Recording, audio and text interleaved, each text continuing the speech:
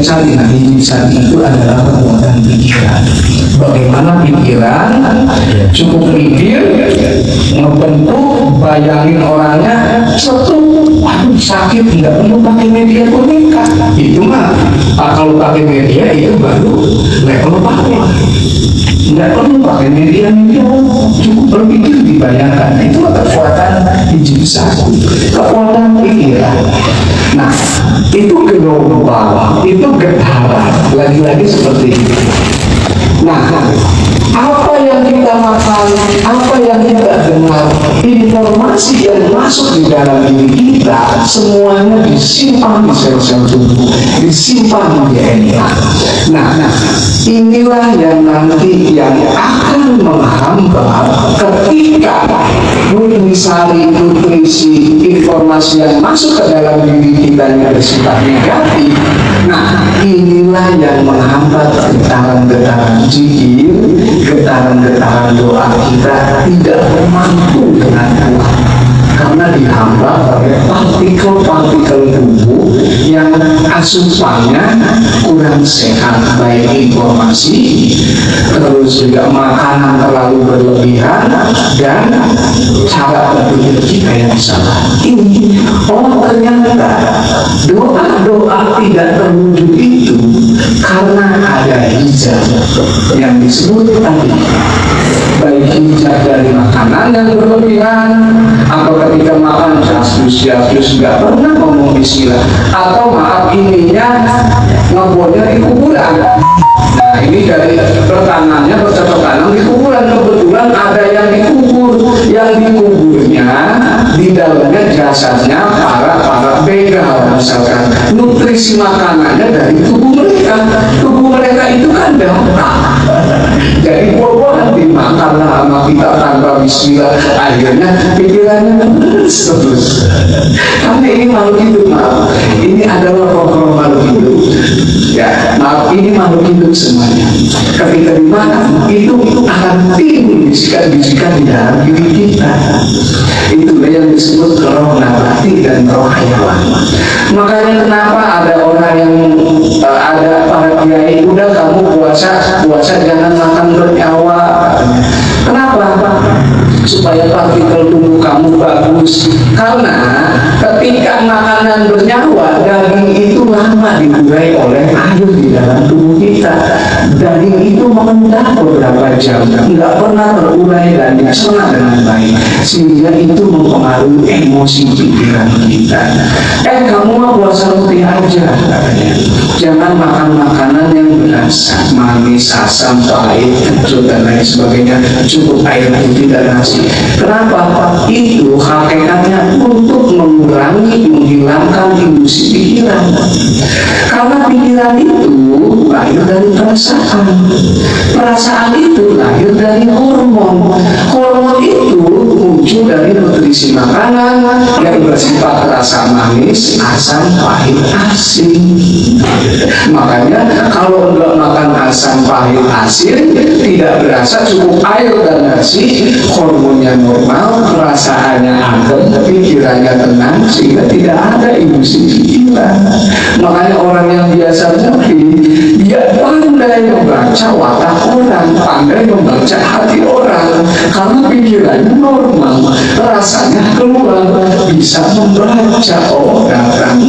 Salah gimana kamu datang sholat hadir belum ngomong udah ketahuan. Nah, itulah hebatnya bukti. Makanya saya kemarin dengan teman-teman di bulan Muharram, puasanya tidak ada, silakan makan sebebasnya asal jangan ada unsur garam dan minyak. Kenapa kan? Supaya zikirnya kuat. Padahal bukan zikirnya kuat, karena saya menerangin ke mereka, ke para nelayan, bingung dengan ilmiah, nggak ngerti dengan ini, nggak ngerti, pokoknya supaya zikirnya kuat, doanya mantap, udah gitu aja. Karena minyak dan garam itu akan mengendap, mengurai zat besi di darah. Darahnya mengental karena garam dan minyak, apalagi pas malam bulan purnama, gravitasi bulan tinggi, minyaknya mengental. bercampur zat besi, sehingga gelombang dari jantung itu, darah ini kan dipompa ke jantung, dia enggak? Sama enggak? Enggak ya? Sehingga gelombang elektromagnetik dari jantung itu tidak maksimal karena minyak yang berlebihan dan darah dan garam itu, maka disebut puasa nasab merawat atau nanya. Itu kalau ditambah dengan getaran zikir, sirkulasi tubuh kita bagus, partikel tubuh kita yang udah normal, udah bagus, udah direstar, udah diinstal ulang, entah dengan tawasul, entah dengan istighfar tiap hari, tiap minggu, apalagi ditambah dengan puasa. Puasa itu kan kaitannya apa sih? Ngatur partikel tubuh, karena partikel tubuh kita udah acak-acakan. Satu, sel kita menangkap informasi yang kurang baik dari media, dari internet, dari tetangga. Habis itu nutrisi makanan berlebihan masuk, disimpan. Nah, ketika puasa disetok nutrisinya sehingga direstar, selnya tidak bekerja karena tidak ada asupan nutrisi, sehingga selnya membongkar. Nah, ini yang pada masuk dibongkar, dibuang atau didetoksifikasi. Kemudian melunturlah getaran zikir. Kenapa getaran zikir?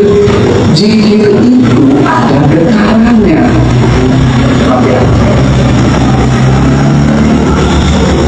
Yang disebut kalau bahasa ilmiahnya vibrasi. Makanya ya latih, berapa getarannya? Ya rumusnya, ya berapa, lam berapa, ya berapa, fa berapa, dijumlahkan 129. Ya udah 129 itu frekuensinya. Gitu. Kalau yang rozak itu 308. Nah itu frekuensinya.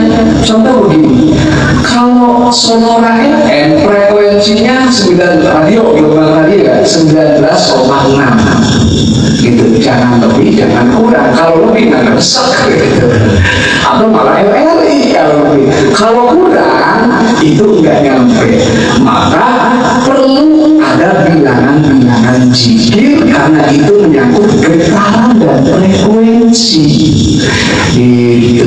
Kalau ya Rahman misalkan sekian, oh ada wirid Bismillah 786, enggak. Itu hasil kajian para ulama, kajian tentang getaran-getaran gelombang, menghasilkan sebuah rumus di kitab Sajaratul Ma'arif seperti itu. Ya Latif 129, ya Rojak 308, sedikit amat 308, ya Rojak kan minta rezeki, masa sebentar banget minta rezeki?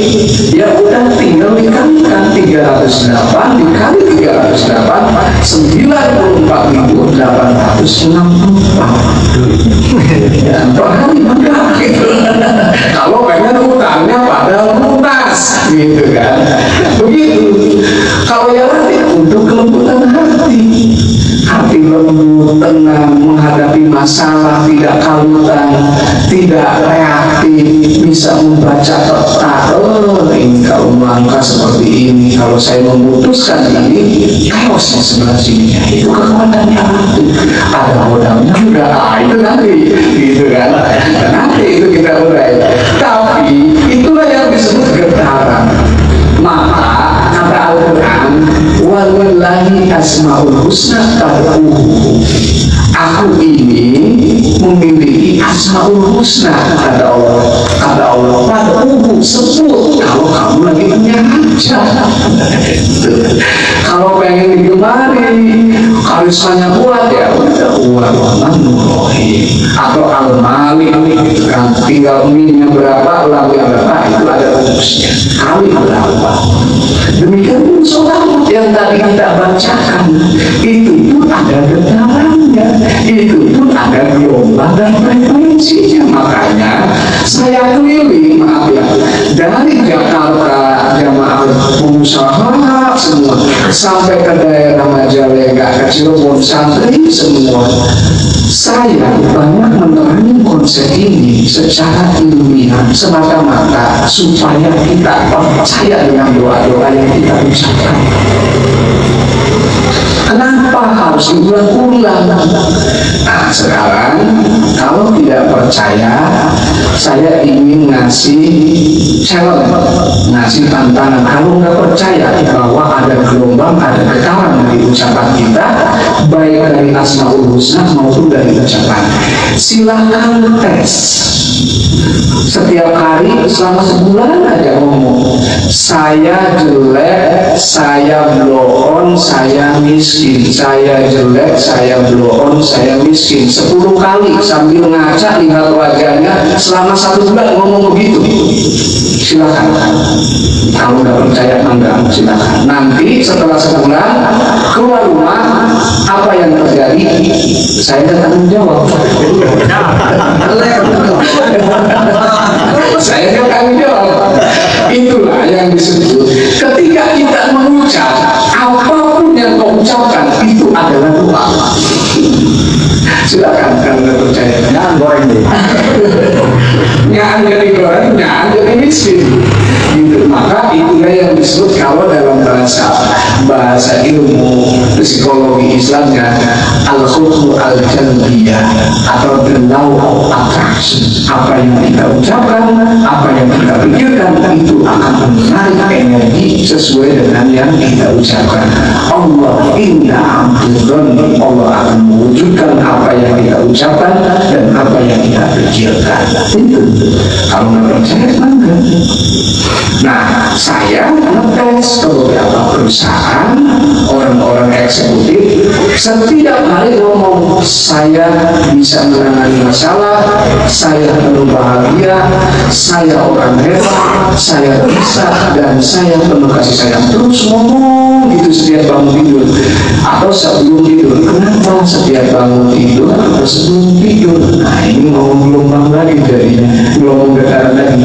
Sebelum tidur, ketika mau tidur, pikiran nggak nggak? Banyak pikiran nggak kalau mau tidur?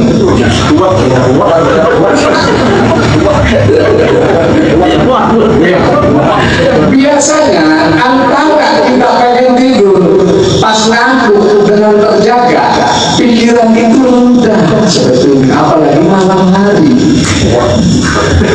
Perut itu biasanya menjelang maghrib kesana pas mau tidur itu rendah. Nah, ketika posisi pikiran rendah, itulah yang disebut gelombang alfa. Rendah, kita masukin program ya rozak atau saya hebat atau bismillah, zikir bismillah, bismillahirrahmanirrahim, bismillahirrahmanirrahim terus sehingga masuk ke alam bawah sadar, sel-sel tubuh, DNA masuk ke sel masuk ke energi mitokondria 93 triliun itu gabung induk energinya. Nah, ketika ada data lain, ya data lain dihapus dulu. Nah, ketika ada data yang dihapus, itulah tubuh merasa panas atau dingin, tergantung sensitivitas tubuh.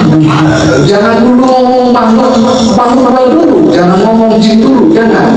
Atau jangan dulu ngomong kodam atau leluhur, pasti kita panas sama tinggal ada yang di belakang, katanya nongkrongin terus. Jangan dulu, kita bicara tubuh dulu. Nah, itu dibuang maka terasa panas. Ketika posisi menjelang tidur atau ketika di pertengahan malam, pas sepertiga malam, karena posisinya rendah.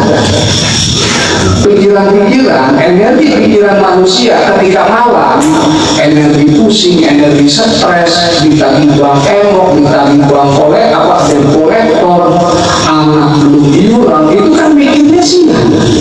Ya enggak? Nah, ketika orang semuanya berpikir di siang hari, gelombangnya memancar di udara. Maka kenapa harus dipertiga malam? Karena gelombangnya udah rendah, ditarik sama gravitasi bumi dan harus dimatiin.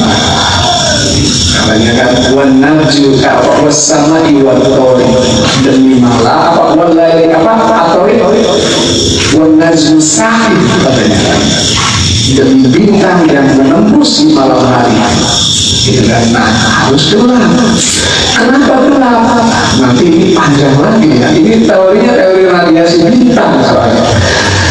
Kalau malam hari, ketika posisi gelap, ada yang namanya hormon yang disebut hormon melatonin dan hormon DMT. Hormon melatonin itu hormon akan bangkit kalau nggak ada listrik atau nggak ada cahaya di malam gelap hari, dan tubuh kita jangan ketempelan logam.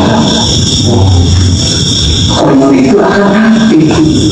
Makanya ada istilah lagi ini, dengar? Jangan terkena cahaya malam hari gelap, diam di kamar, jangan keluar. Kalau keluar kena matahari. Nah, hormon itu hanya aktif di malam hari. Nah, ketika hormon itu aktif, ada getaran jikir, maka hormon itu akan memancarkan yang disebut energi elektrik. Energi elektrik. Nah, berbeda dengan hormon DMT. Kalau hormon DMT itu misalkan begini, malam hari suara jatuh, tapi kok kedengarannya subhanallah, subhanallah. Kok ini jatuh lagi berzikir? Suara kodok, orang biasa kan dengarnya kodok. Tapi ini orang yang lagi tirakat malam hari, frekuensinya bukan itu, karena pakai frekuensi hormon DMT yang kelihatannya si kodok ini kedengarannya Allah, Allah, Allah. Ternyata hormon DMT itu adalah media untuk mengantarkan antara alam fisik dengan alam rohani. Makanya orang yang melahirkan itu sering keluar tuh halusinasinya. Orang melahirkan, orang tua dulu ini supaya jangan sawah, makanya pakai sapu besok mungkin disimpan di sampingnya ketika orang mau melahirkan, karena ketika melahirkan hormon DMT pada keluar. Ketika keluar dia akan melihat dimensi lain. Makanya supaya jangan sawah, dengan sapu, dengan gunting gitu.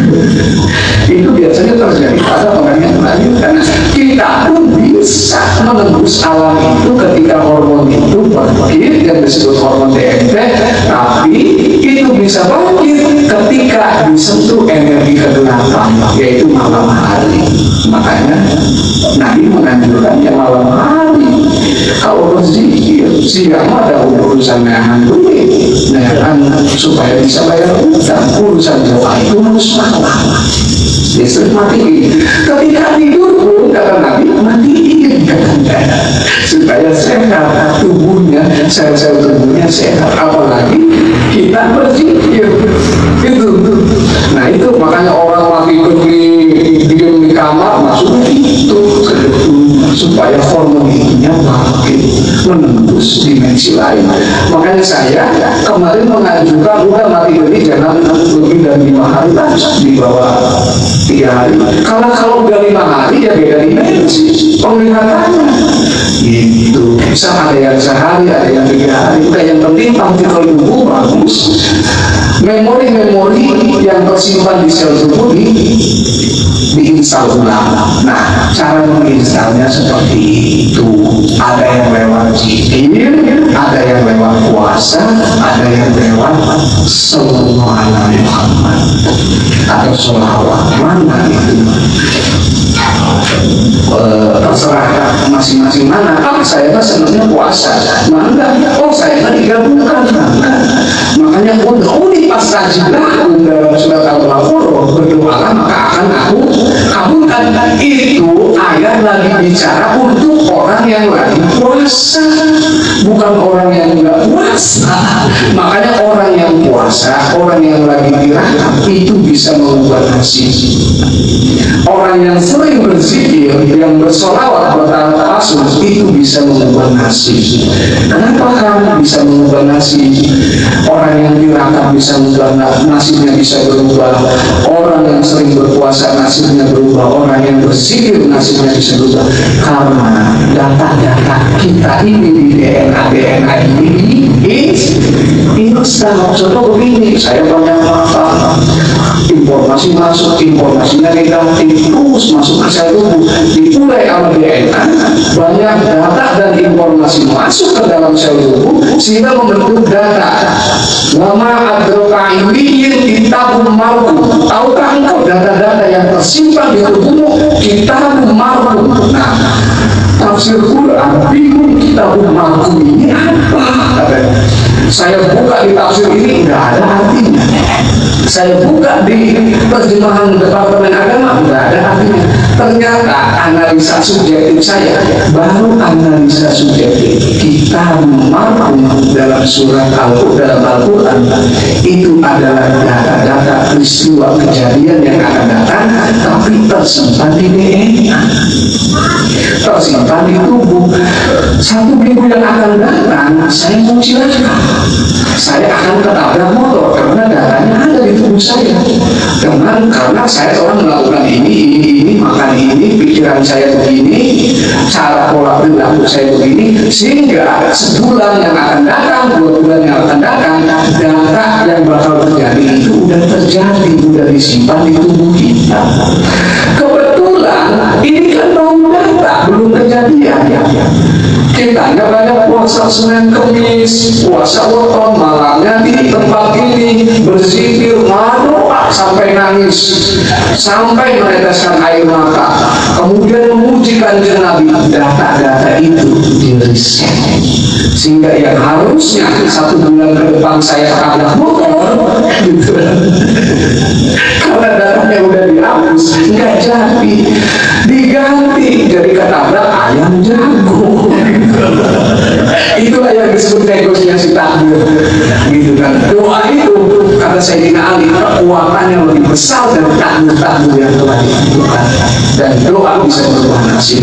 Harusnya ditabrak mobil karena diriset pakai sholawat, pakai tawasul, pakai puasa, partikel tubuhnya udah bersih, sirkulasi DNA-nya bagus, malah diganti data lain, data yang lain. Harusnya ketabrak mobil, malah kejendong janda ketabrak janda.